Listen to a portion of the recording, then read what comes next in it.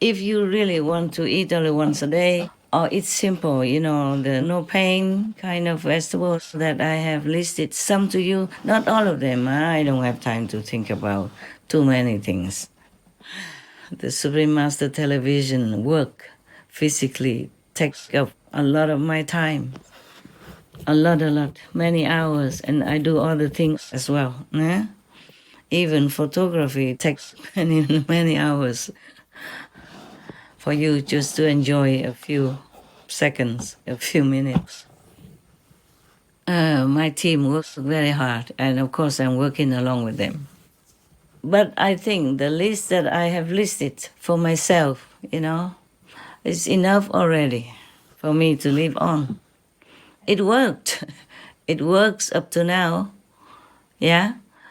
And if you don't want all those, you can even just have a brown rice, sesame, and some fruit, yeah? Melons, those are no pain fruits, then you're okay also. And you feel satisfied. You will feel light-hearted, light-footed as well. You'll be happy.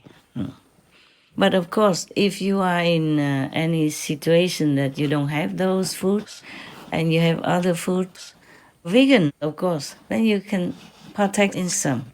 Yeah. But if you worry that you don't have enough nutrition, then it's a very, unnecessary worry. Yes. You can also eat white rice with those vegetables and fruits that I listed, even though the list is not complete. It's enough. My God, we don't live to eat, we eat to live.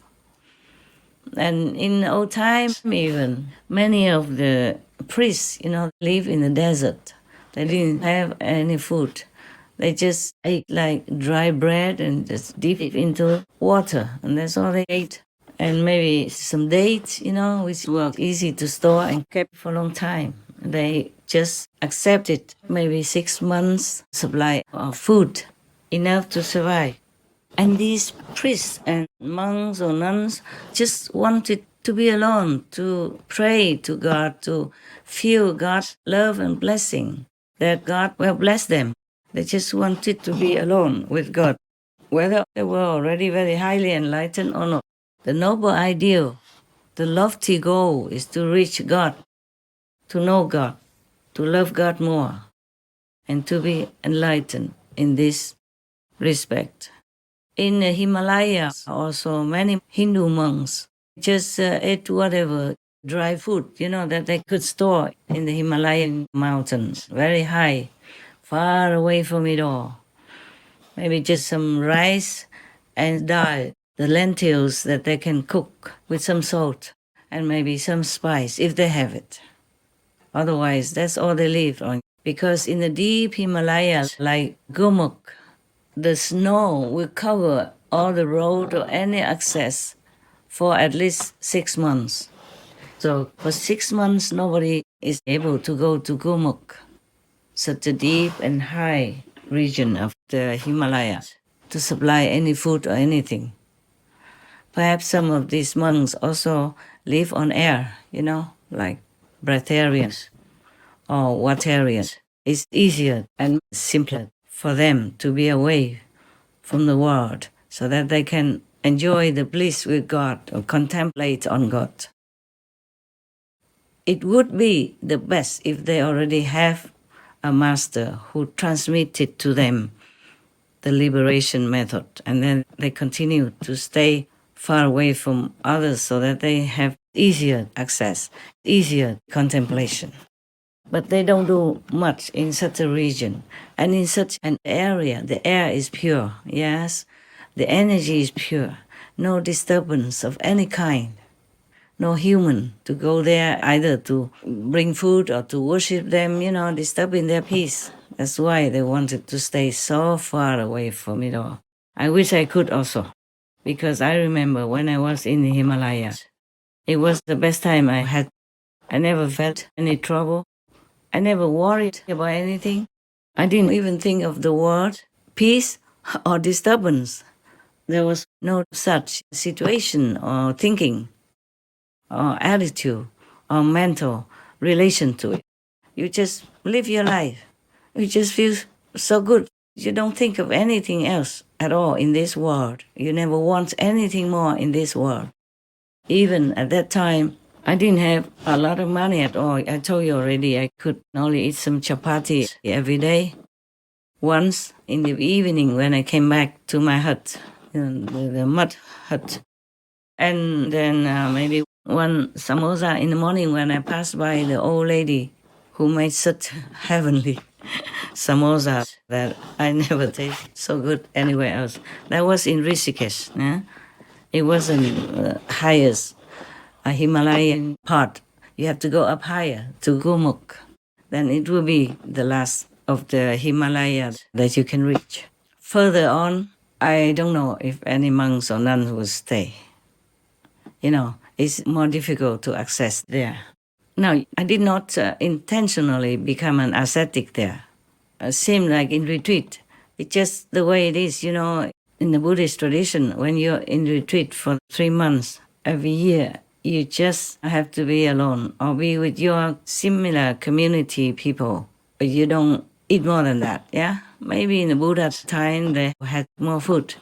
But in my time, I was alone in the back of the temple, which is the room used for ashes of the Buddhist believers who are dead. And then the relatives brought them there so that they could hear the monks in the front, a little far down below the temple, who recite the sutras to help them to have peace and be liberated from hell or from whatever unfavorable existence.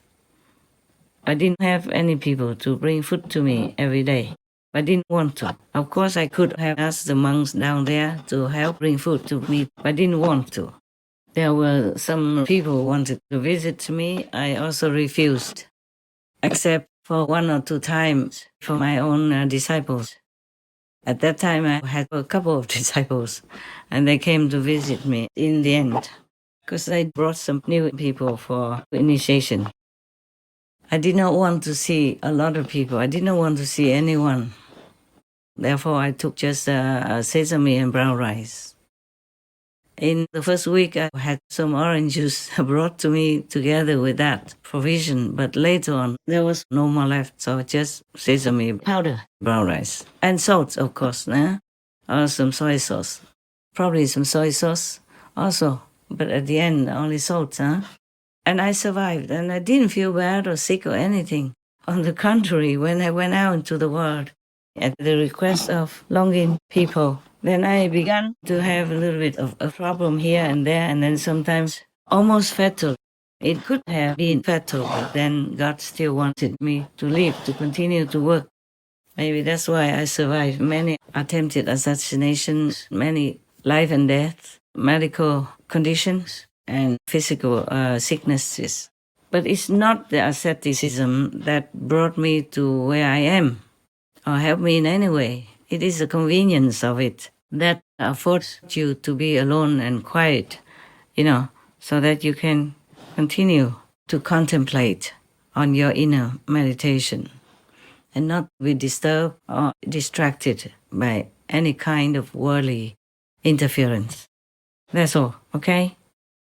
But I emphasize, I do not advocate for asceticism as a way to force your body just to feel that you can. Of course you can, but do not try to force yourself too much into trouble, all right? I just want to tell you, if you want to have less meals or less troublesome cooked meals, then you can have them. More simple. But do not force yourself. Okay? If your body cannot bear it, stop immediately and return slowly to normal. Do not immediately jump from one extreme to the next relaxing kind of way of life. Okay? But always be vegan, yeah? Not because you're scared of karma only, but mainly because we don't want to hurt any beings. Even animal beings, they don't look like us, but they are souls. They have souls in them, and they have spiritual connection with the universe. Many animal people know more than we humans will ever know. They have an acute sense of knowing things that would happen before they even happen. They could see through you.